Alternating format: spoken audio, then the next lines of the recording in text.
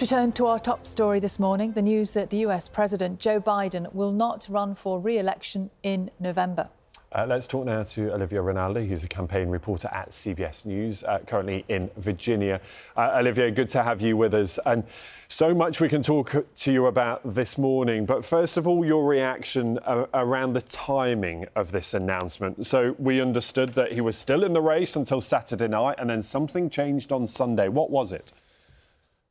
You know, we had been hearing this steady drumbeat from President Biden that he was going to stay in the race, even as Democrats, lawmakers, local officials had been calling on him to drop out. And as you know, he had gotten COVID at some point last week. So he was huddled with his advisors close at his home in Rehoboth, Delaware. We don't know exactly what particularly changed, but we do know with this steady drumbeat of Democrats calling for him to drop out of the race, at some point, something had to give. So yesterday, around 1:45 p.m. Eastern in Virginia, I got the notification. It came in the form of a tweet, a post on X that President Biden would be dropping out of the race. This was a critical key moment. And what I noticed at first was that he didn't immediately endorse Vice President Harris to then carry on the torch. That was key. But then about 15 minutes later, we then found that out. And all of this is coming at a very fraught political moment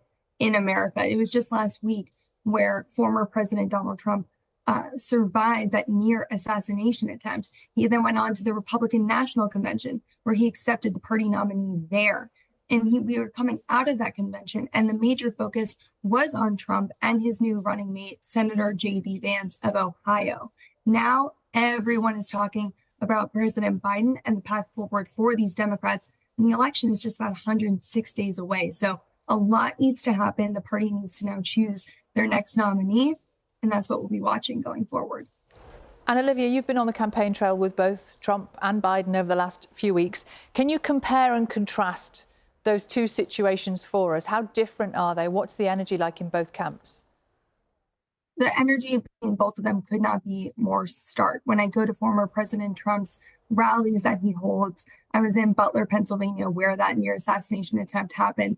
But that was a typical rally, about 15,000 people gathering together. Trump is often the keynote speaker at these rallies, and it's headlined by other folks as well, local officials. And it's sort of this carnival-like atmosphere. A lot of the people who are there, there's a lot of families. People cook out, they barbecue, they wait all day to get inside to hear Trump. President Biden's events are not quite like that. They're smaller, they're more intimate. It's usually invite only. It was very stark. I went to an event in Atlanta with President Biden, and I noticed just how quiet it could sometimes be. You know, there's sometimes playing music, but a lot of the people that are there, sometimes they're staffers, and usually, as I mentioned, invite only, people locally who perhaps are working on political issues. Those are the types of people going to those types of campaigns. They could not be more different. And the enthusiasm gap was very noticeable to me. And Olivia, how will the Trump campaign be looking at what's gone on with the Democrats right now? And if it is indeed Kamala who takes that Democratic nomination, what will they think about her as an opponent in these elections? That's the key question. I do cover Trump very closely. So I'm looking to see what changes between how have they been approaching this race now and how they have to approach it, or how they had to approach it before and how they had to approach it now. So they had set up this entire political operation based around Biden and his age, a lot of ads, a lot of messaging, a lot of events in areas where Biden's support may be wavering. That was their focus for the last year and a half of this campaign.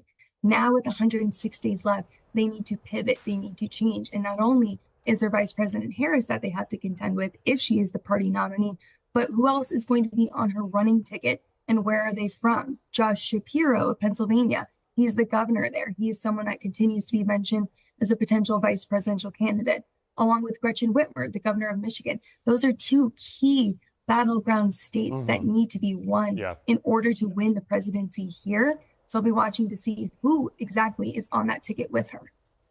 Olivia, really good to have you with us this morning. Thanks very much, Olivia Rinaldi there in Virginia.